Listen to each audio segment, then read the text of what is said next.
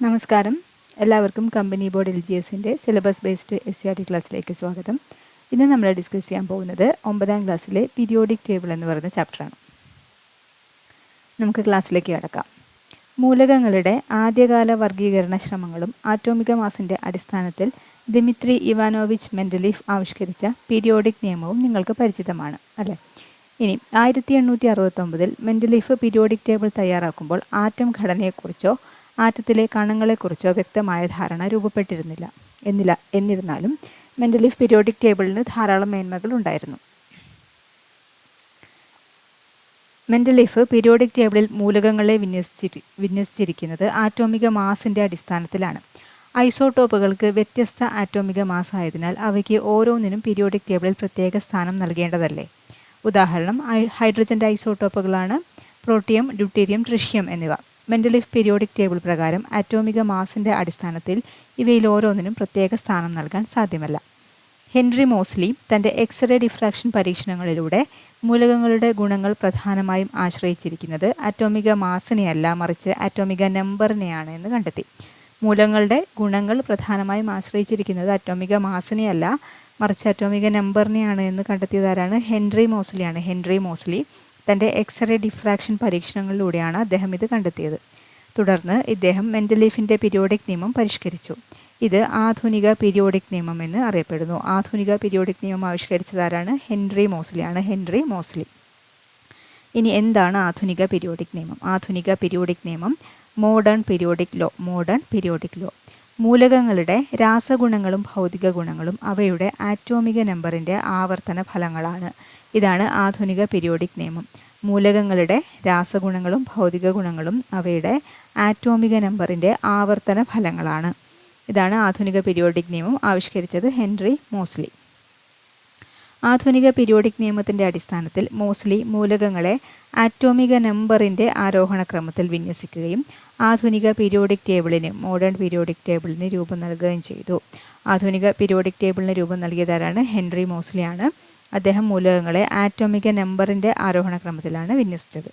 ആധുനിക പീരിയോഡിക് ടേബിളിൻ്റെ മേന്മകൾ എന്തെല്ലാമാണെന്നാണ് ഇനി പറയുന്നത്. ഗുണങ്ങളിൽ വ്യത്യാസമുള്ള ചില മൂലകങ്ങളെ ഒരേ ഗ്രൂപ്പിൽ ഉൾപ്പെടുത്തിയെന്നത് മെൻഡലീഫ് പീരിയോഡിക് ടേബിളിൻ്റെ ഒരു പരിമിതിയാണ്. ഉദാഹരണം, സോഡിയം, പൊട്ടാസ്യം മുതലായ മൃദുലോഹങ്ങളോടൊപ്പം കോപ്പർ, സിൽവർ തുടങ്ങിയ കാഠിന്യം കൂടിയ ലോഹങ്ങളെയും ഉൾപ്പെടുത്തി. എന്നാൽ ആധുനിക പീരിയോഡിക് ടേബിളിൽ സമാന ഗുണങ്ങളുള്ള മൂലകങ്ങളെ ഒരു ഗ്രൂപ്പിൽ തന്നെ ഉൾപ്പെടുത്താൻ മോസ്ലി ശ്രദ്ധിച്ചു. ആധുനിക പീരിയോഡിക് ടേബിളിൽ സമാന ഗുണങ്ങളുള്ള മൂലകങ്ങളെ എന്ത് ചെയ്തു? ഒരു ഗ്രൂപ്പിൽ തന്നെ ഉൾപ്പെടുത്താൻ അദ്ദേഹം ശ്രദ്ധിച്ചു. അതിനാൽ ഒരു മൂലകത്തിൻ്റെ ഗുണങ്ങൾ അറിയാമെങ്കിൽ അതേ ഗ്രൂപ്പിൽപ്പെട്ട മറ്റു മൂലകങ്ങളുടെ ഗുണങ്ങളെക്കുറിച്ചും ധാരണ ലഭിക്കുന്നു. ഇതാണ് ആധുനിക പീരിയോഡിക് ടേബിളിൻ്റെ ഒരു മേന്മ.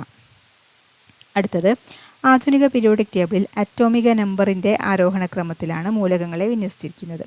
അതുകൊണ്ട് ഒരേ മൂലകത്തിൻ്റെ ഐസോടോപ്പുകൾക്ക് വ്യത്യസ്ത സ്ഥാനം നൽകാൻ കഴിയുന്നില്ല എന്ന മെൻഡലീഫ് പീരിയോഡിക് ടേബിളിൻ്റെ പരിമിതി പരിഹരിക്കാൻ കഴിഞ്ഞു. ഇവിടെ നമ്മൾ ആറ്റോമിക മാസിൻ്റെ അടിസ്ഥാനത്തിലല്ല, ആറ്റോമിക നമ്പറിൻ്റെ ആരോഹണക്രമത്തിലാണ് ഹെൻറി മോസ്ലി ആധുനിക പീരിയോഡിക് ടേബിൾ നിർമ്മിച്ചിട്ടുള്ളത്. അതുകൊണ്ട് നമുക്ക് ഒരേ മൂലകത്തിൻ്റെ ഐസോടോപ്പുകൾക്ക് വ്യത്യസ്ത സ്ഥാനം നൽകാൻ കഴിയുന്നില്ല എന്ന് പറയുന്ന പരിമിതി നമുക്ക് പരിഹരിക്കാൻ കഴിഞ്ഞു. ഇനി ആറ്റോമിക മാസിൻ്റെ ആരോഹണക്രമം എല്ലായിടത്തും കൃത്യമായി പാലിക്കപ്പെട്ടിട്ടില്ല എന്നത് മെൻഡലീഫ് പീരിയോഡിക് ടേബിളിൻ്റെ മറ്റൊരു പരിമിതിയാണ്. അതായത് ആറ്റോമിക് മാസിൻ്റെ ആരോഹണക്രമം എല്ലായിടത്തും പാലിക്കാൻ കഴിഞ്ഞിട്ടില്ല. ഉദാഹരണം, ആർഗൺ എന്ന മൂലകത്തിന് ശേഷമാണ് പൊട്ടാസ്യം എന്ന മൂലകത്തിൻ്റെ സ്ഥാനം.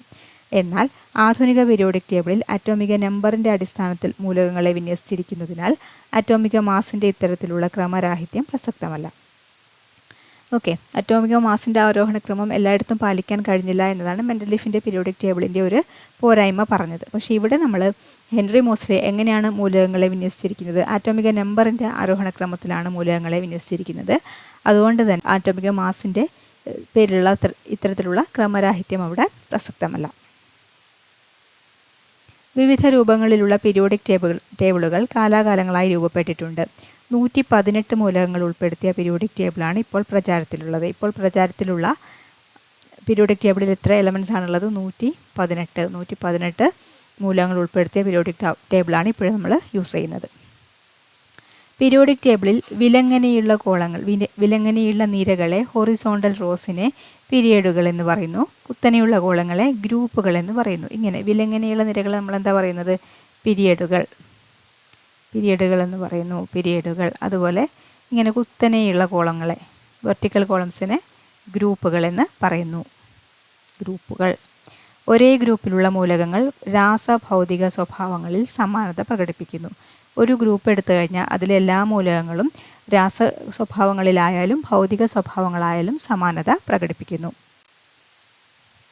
ഇതാണ് ആധുനിക പീരിയോഡിക് ടേബിൾ. അപ്പോൾ ഈ പീരിയോഡിക് ടേബിൾ കണ്ടു കഴിഞ്ഞാൽ നമുക്ക് എന്തൊക്കെ മനസ്സിലാക്കാൻ പറ്റും?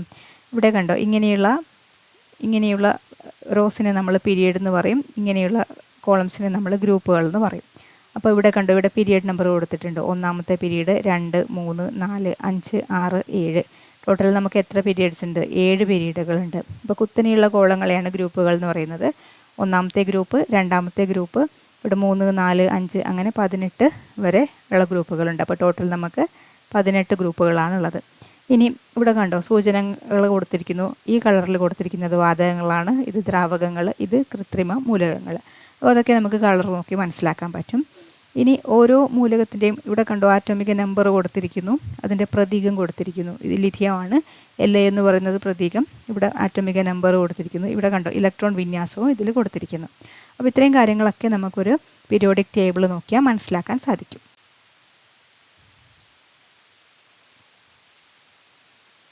അടുത്തത് പുതിയതായി കണ്ടെത്തിയ മൂലകങ്ങൾ.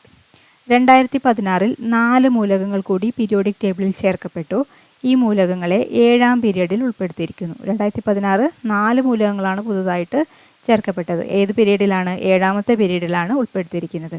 അപ്പോൾ ആറ്റോമിക നമ്പർ 113, 115, 117, 118 എന്നിവയാണ് പുതുതായി ചേർക്കപ്പെട്ടത്. 113, 115, 117, 118. 113ാമത്തെ മൂലകം ഏതാണ്? നിഹോണിയം. 113 നിഹോണിയം. 115 മോസ്കോവിയം. 115 മോസ്കോവിയം. 117 ടെന്നസിൻ. 117 ടെന്നസിൻ. 118 ഓഗനസൻ. 118 ഓഗനസൻ. ഇനി നിഹോണിയം ആണെങ്കിൽ അതിൻ്റെ പ്രതീകം എന്താണ്? NH. നിഹോണിയം ആണെങ്കിൽ പ്രതീകം NH. Moscovium MC. Moscovium MC. ടെന്നസിൻ TS. ഓഗനസൻ OG. അതാണ് പ്രതീകം വരുന്നത്. അപ്പോൾ 113 nihonium NH, 115 moscovium MC, 117 ടെന്നസിൻ TS, 118 ഓഗനസൻ OG. ഇത്രയുമാണ് പുതുതായി ചേർക്കപ്പെട്ടിട്ടുള്ള മൂലകങ്ങൾ.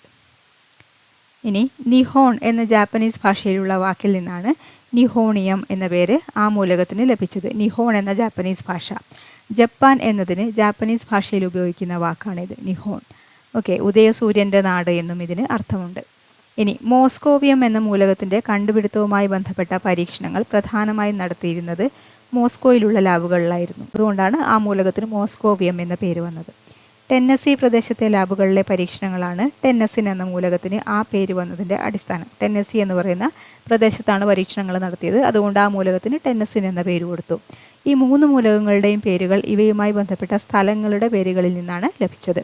എന്നാൽ ഓഗനസൻ എന്ന മൂലകത്തിന് പേര് നൽകിയത് പ്രൊഫസർ യൂറി ഓഗനേഷ്യൻ എന്ന ന്യൂക്ലിയർ ശാസ്ത്രജ്ഞനോടുള്ള ബഹുമാനാർത്ഥമാണ്. ഓഗനസൻ എന്ന മൂലകത്തിന് പേര് വന്നത് എന്തുകൊണ്ടാണ്? പ്രൊഫസർ യൂറി ഓഗനേഷ്യൻ എന്ന് പറയുന്ന ന്യൂക്ലിയർ ശാസ്ത്രജ്ഞനോടുള്ള ബഹുമാനാർത്ഥമാണ് ഓഗനസൻ എന്ന ആ മൂലകത്തിന് പേര് കൊടുത്തത്. ജീവിച്ചിരിക്കുന്ന ശാസ്ത്രജ്ഞന്മാരോടുള്ള ബഹുമാനാർത്ഥം മൂലകങ്ങൾക്ക് പേര് നൽകുന്നതിൻ്റെ 2ാമത്തെ ഉദാഹരണമാണ് ഇത്. ആദ്യമായി ഇപ്രകാരം പേര് നൽകിയത് ആരാണ്? ആറ്റോമിക നമ്പർ 106 ആയ സീബോർഗിയം എന്ന മൂലകത്തിന് ആണ് അങ്ങനെ ഒരു പേര് കൊടുത്തത്. ഗ്ലെൻ സീബോർഗ് എന്ന അമേരിക്കൻ ശാസ്ത്രജ്ഞനോടുള്ള ബഹുമാന സൂചകമായാണ് ഈ സീബോർഗിയം എന്ന് പറയുന്ന പേര് കൊടുത്തത്.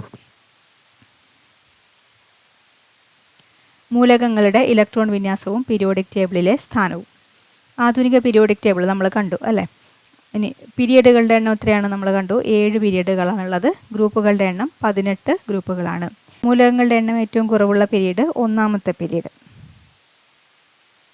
പീരീഡ് കണ്ടോ? ഇവിടെ ഹൈഡ്രജനും ഹീലിയവും 2 മൂലകങ്ങൾ മാത്രമേ ഉള്ളൂ. അതാണ് ഏറ്റവും കുറഞ്ഞ മൂലകങ്ങളുടെ എണ്ണമുള്ള പീരീഡ്.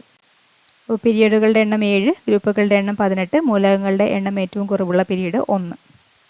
2, 3 പീരിയഡുകളുടെ മൂലകങ്ങളുടെ എണ്ണം ഒരുപോലെയാണോ? അതെ.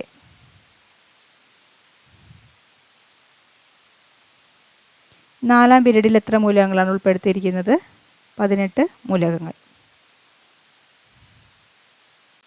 2, 3. രണ്ടാമത്തെ പീരീഡിൽ 1, 2, 3, 4, 5, 6, 7, 8 മൂലകങ്ങൾ. മൂന്നാമത്തെ പീരീഡിൽ 1, 2, 3, 4, 5, 6, 7, 8. അപ്പോൾ 2, 3 പീരീഡിലെ മൂലകങ്ങളുടെ എണ്ണം സെയിം ആണ്.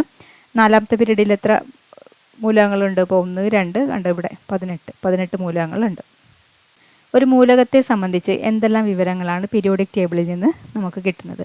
മൂലകത്തിൻ്റെ പേര് കിട്ടും, പ്രതീകം കിട്ടും, ആറ്റോമിക നമ്പർ അല്ലേ, ആറ്റോമിക നമ്പർ ഏതാണെന്ന് കിട്ടും, ആറ്റോമിക നമ്പർ കിട്ടും, അതുപോലെ ഇലക്ട്രോൺ വിന്യാസം കിട്ടും,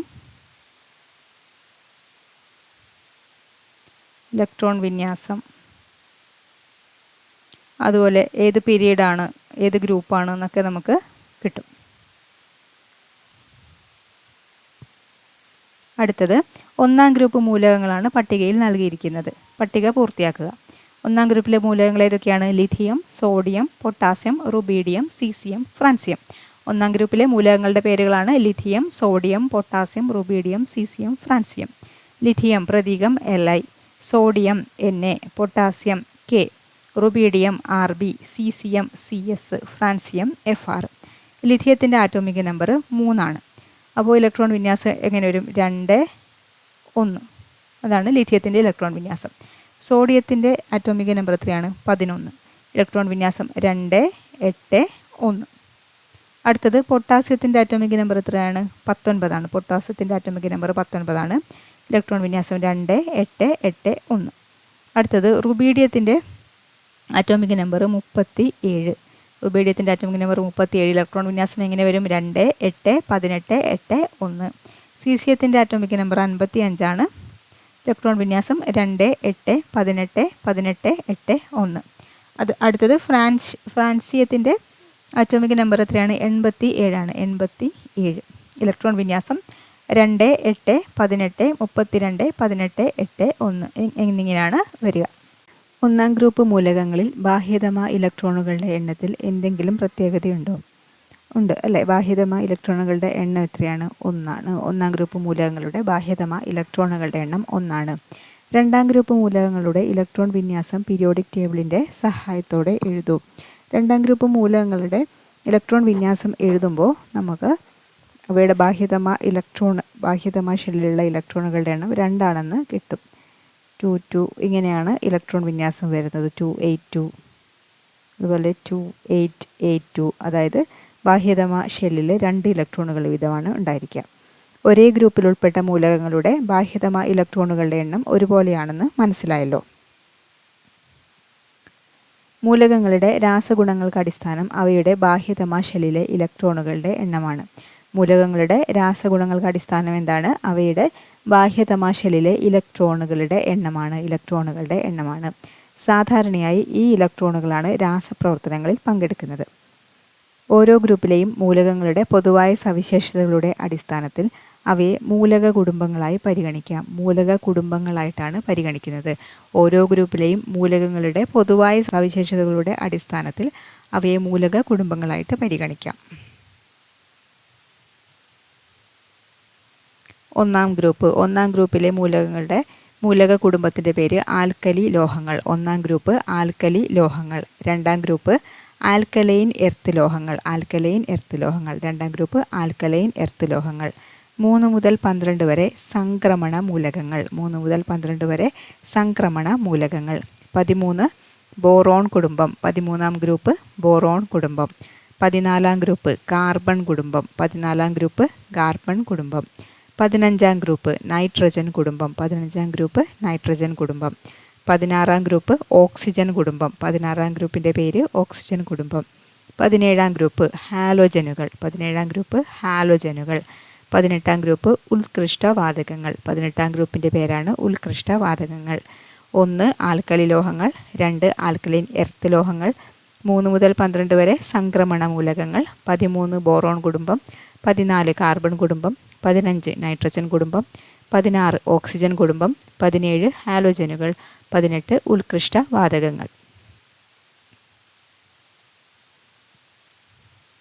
അടുത്തത് പ്രധാന ഗ്രൂപ്പ് മൂലകങ്ങൾ, മെയിൻ ഗ്രൂപ്പ് എലമെൻറ്റ്സ്. പീരിയോഡിക് ടേബിളിലെ 1ഉം 2ഉം ഗ്രൂപ്പുകളിലെയും 13 മുതൽ 18 വരെയുള്ള ഗ്രൂപ്പുകളിലെയും മൂലകങ്ങൾ പരിശോധിക്കൂ.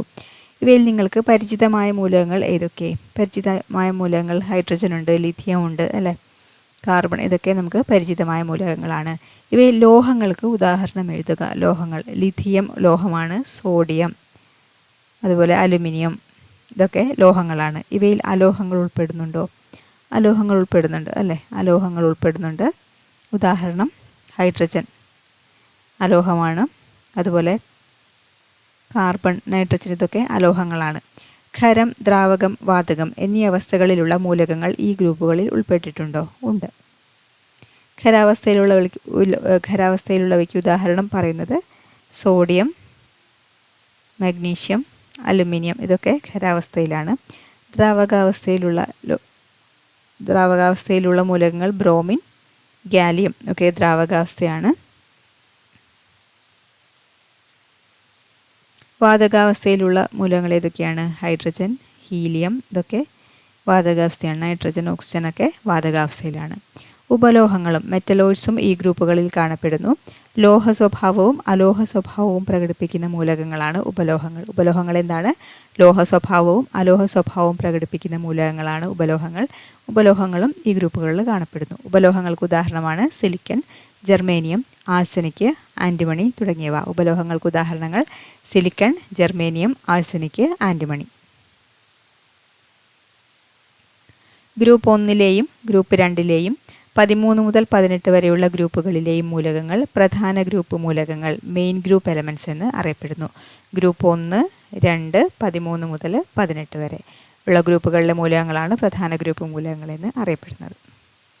പീരിയോഡിക് ടേബിളിലെ 2, 3 പീരിയഡുകളിൽ ഉൾപ്പെട്ട പ്രധാന ഗ്രൂപ്പ് മൂലകങ്ങൾ താഴെ കൊടുക്കുന്നു.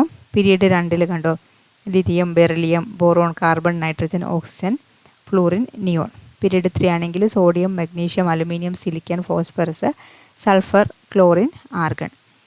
പട്ടികയിൽ നൽകിയിരിക്കുന്ന മൂലകങ്ങളുടെ ബാഹ്യതമാ ഷെല്ലിൽ ഇലക്ട്രോൺ പൂരണം നടക്കുന്നത് എപ്രകാരമാണ്? ഈ പീരിയഡ് 2ലെ മൂലകങ്ങളുടെ ബാഹ്യതമാ ഷെല്ല് നോക്കിക്കേ. ഇവിടെ 1, ഇവിടെ 2, 3, 4, 5, 6, 7, 8. അപ്പോൾ ഈ രണ്ടാമത്തെ പീരീഡിൽ ബാഹ്യതമാ ഷെല്ലിൽ ഇലക്ട്രോൺ പൂരണം നടന്നിരിക്കുന്നത് എങ്ങനെയാണ്? ആരോഹണ ക്രമത്തിലല്ലേ, ചെറുതിൽ നിന്ന് വലുതിലേക്ക് ഇങ്ങനെ കൂടിക്കൂടി പോകുന്നു. ഒരേ പീരീഡിൽ ഇടത്തു നിന്ന് വലത്തോട്ട് പോകുന്തോറും ബാഹ്യതമാ ഇലക്ട്രോണുകളുടെ എണ്ണത്തിൽ എന്ത് മാറ്റമാണ് ഉണ്ടാകുന്നത്?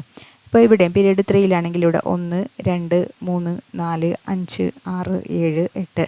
അപ്പോൾ ഇടത്തു നിന്ന് വലത്തോട്ട് പോകുന്തോറും ബാഹ്യതമാ ഇലക്ട്രോണുകളുടെ എണ്ണത്തിൽ എന്ത് മാറ്റമാണ് ഉണ്ടാകുന്നത്? ഓരോന്ന് വീതം കൂടിക്കൂടി വരുന്നു അല്ലേ. ഒരേ പീരിയഡിൽ ഇടത്തു നിന്ന് വലത്തോട്ട് പോകുന്തോറും പ്രധാന ഗ്രൂപ്പ് മൂലകങ്ങളുടെ ബാഹ്യതമാ ഷെല്ലിൽ 8 ഇലക്ട്രോണുകൾ നേടുന്നതുവരെ ഓരോ ഇലക്ട്രോൺ വീതം കൂടി വരുന്നു. ഒരേ പീരിയഡിൽ ഇടത്തു നിന്ന് വലത്തോട്ട് പോകുന്തോറും പ്രധാന ഗ്രൂപ്പ് മൂലകങ്ങളുടെ ബാഹ്യതമാ ഷെല്ലിൽ 8 ഇലക്ട്രോണുകൾ നേടുന്നതുവരെ ഓരോ ഇലക്ട്രോൺ വീതം കൂടി വരുന്നു. പ്രധാന ഗ്രൂപ്പ് മൂലകങ്ങളുടെ പ്രത്യേകതകൾ എന്തൊക്കെയാണ്? ഗ്രൂപ്പിൽ സമാനമായ സ്വഭാവങ്ങൾ പ്രകടിപ്പിക്കുന്നു. ഇവയിൽ ലോഹങ്ങൾ, അലോഹങ്ങൾ, ഉപലോഹങ്ങൾ എന്നിങ്ങനെ വ്യത്യസ്ത വിഭാഗങ്ങളിൽപ്പെട്ട മൂലകങ്ങളുണ്ട്. ഇവ വ്യത്യസ്ത ഭൗതികാവസ്ഥയിലുള്ള മൂലകങ്ങളെ പ്രതിനിധീകരിക്കുന്നു. ഇവയൊക്കെയാണ് പ്രധാന ഗ്രൂപ്പ് മൂലകങ്ങളുടെ പ്രത്യേകതകൾ. പ്രധാന ഗ്രൂപ്പ് മൂലകങ്ങളുടെ ഗ്രൂപ്പ് നമ്പർ കണ്ടെത്തുന്ന വിധം. ഇപ്പോൾ ഇവിടെ ഒരു പട്ടിക കൊടുത്തിട്ടുണ്ട്. മൂലകത്തിൻ്റെ പേര്, പ്രതീകം, ആറ്റോമിക നമ്പർ, ഇലക്ട്രോൺ വിന്യാസം, ബാഹ്യതമാ ഷെല്ലിലെ ഇലക്ട്രോണുകളുടെ എണ്ണം, ഗ്രൂപ്പ് നമ്പർ. അപ്പോൾ ലിഥിയം Li, ആറ്റോമിക നമ്പർ 3 ഇലക്ട്രോൺ വിന്യാസം 2, 1, ബാഹ്യതമാ ഷെല്ലിലെ ഇലക്ട്രോണുകളുടെ എണ്ണം 1. സോഡിയത്തിൻ്റെ ആറ്റോമിക നമ്പർ 11, ഇലക്ട്രോൺ വിന്യാസം എങ്ങനെ വരും? 2, 8, 1, ബാഹ്യതമാ ഷെല്ലിൽ 1. പൊട്ടാസ്യത്തിൻ്റെ പ്രതീകം K, ആറ്റോമിക നമ്പർ 19, ഇലക്ട്രോൺ വിന്യാസം 2, 8, 8, 1. അപ്പോഴും ബാഹ്യതമാ ഷെല്ലിലുള്ള ഇലക്ട്രോണിൻ്റെ എണ്ണം 1. അപ്പോൾ ഇത് തന്നെയാണ് ഇവയുടെ ഗ്രൂപ്പ് നമ്പർ 1. ഇനി beryllium Be, atomic number 4, electron വിന്യാസം 2, 2, ബാഹ്യതമാ ഷെല്ലിൽ 2 ഇലക്ട്രോൺ. മഗ്നീഷ്യത്തിൻ്റെ പ്രതീകം Mg, ആറ്റോമിക നമ്പർ 12, ഇലക്ട്രോൺ വിന്യാസം എന്ത് വരും? 2, 8, 2, ബാഹ്യതമാ ഷെല്ലിൽ 2. അടുത്തത് കാൽസ്യം Ca, ആറ്റോമിക നമ്പർ 20, 2, 8, 8, 2. അപ്പോൾ ബാഹ്യതമാ ഷെല്ലിലെ ഇലക്ട്രോണുകളുടെ എണ്ണം എത്രയാണ്? 2. അവയുടെ ഗ്രൂപ്പ് നമ്പർ എത്രയാണ്? 2. ഇവിടെ മൂലകങ്ങളുടെ ബാഹ്യതമാ ഇലക്ട്രോണുകളുടെ എണ്ണവും ഗ്രൂപ്പ് നമ്പറും തമ്മിലുള്ള ബന്ധമാണ്. രണ്ടും സെയിം ആണ് അല്ലേ. ഒന്നും രണ്ടും ഗ്രൂപ്പുകളിലെ മൂലകങ്ങളിൽ ബാഹ്യതമ ഷെല്ലിലെ ഇലക്ട്രോണുകളുടെ എണ്ണമാണ് അവയുടെ ഗ്രൂപ്പ് നമ്പർ. ഒന്നും രണ്ടും ഗ്രൂപ്പുകളിലെ മൂലകങ്ങളിൽ ബാഹ്യതമ ഷെല്ലിലെ ഇലക്ട്രോണുകളുടെ എണ്ണമാണ് അവയുടെ ഗ്രൂപ്പ് നമ്പർ. 13 മുതൽ 18 വരെയുള്ള ഗ്രൂപ്പുകളിലും ഇതേ ബന്ധമാണോ കാണുന്നത്? അത് നമുക്കൊരു പട്ടിക വെച്ചിട്ട് അനലൈസ് ചെയ്യാം. അപ്പോൾ boron B atomic number 5, electron വിന്യാസം 2, 3, ബാഹ്യതമായ ഇലക്ട്രോണുകളുടെ എണ്ണം 3, ഗ്രൂപ്പ് നമ്പർ എത്രയാണ്? 13. അടുത്തത് carbon C atomic number 6, electron വിന്യാസം 2, 4, ബാഹ്യതമായ ഇലക്ട്രോണുകളുടെ എണ്ണം 4, ഗ്രൂപ്പ് നമ്പർ എത്രയാണ്? 14 കാർബണിൻ്റെ group number. Nitrogen N atomic number 7, അപ്പോൾ 2ഉം 5ഉം വരും. ബാഹ്യതമായ ഇലക്ട്രോണുകൾ 5, group number 15. Oxygen O 8, electron വിന്യാസം 2, 6, ബാഹ്യതമായ ഇലക്ട്രോണുകളുടെ എണ്ണം 6, group number 16. Fluorine F atomic number 9, 2, 7, ബാഹ്യതമായ ഇലക്ട്രോണുകളുടെ എണ്ണം 7, ഗ്രൂപ്പ് നമ്പർ 17. കണ്ടോ, ബാഹ്യതമായ ഇലക്ട്രോണുകളുടെ എണ്ണം 3 ആണെങ്കിൽ ഗ്രൂപ്പ് നമ്പർ 13, 3 + 10. ഇപ്പോൾ ഇവിടെ 4 ആകുമ്പോൾ 4 + 10 14, 5 ആകുമ്പോൾ 5 + 10 15, 6 ആകുമ്പോൾ 6 + 10 16, 7 ആകുമ്പോൾ 7 + 10 17. 13 മുതൽ 18 വരെയുള്ള ഗ്രൂപ്പുകളിലെ മൂലകങ്ങളുടെ ഗ്രൂപ്പ് നമ്പർ ലഭിക്കാൻ ബാഹ്യതമായ ഇലക്ട്രോണുകളുടെ എണ്ണത്തോടൊപ്പം ഏത് സംഖ്യയാണ് കൂട്ടിയത്? 10 എന്ന സംഖ്യയാണ് നമ്മൾ കൂട്ടിയത്.